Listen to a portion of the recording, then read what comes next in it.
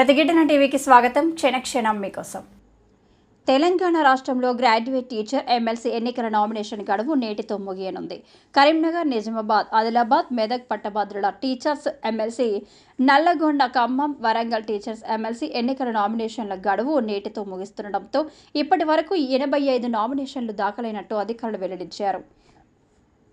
నేడు గడువు ఆఖరు కావడంతో పెద్ద సంఖ్యలో అభ్యర్థులు నామినేషన్లు వేసే అవకాశం ఉంది.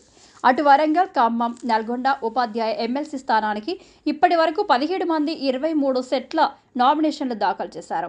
నేడు పీఆర్టీయూ బలపరిచిన అభ్యర్థి శ్రీపాల్ రెడ్డి, బీజేపీ అభ్యర్థి సరోత్తమ్ రెడ్డి రెండో సెట్ నామినేషన్ దాఖలు చేయనున్నారు. వీరితో పాటు కాంగ్రెస్ అధికార ప్రతినిధి టీజేఏసీ అభ్యర్థిగా హర్షవర్ధన్ రెడ్డి, మాజీ ఎమ్మెల్సీ పూల రవీందర్ నామినేషన్ను వేసేందుకు ఏర్పాట్లు చేసుకుంటున్నారు.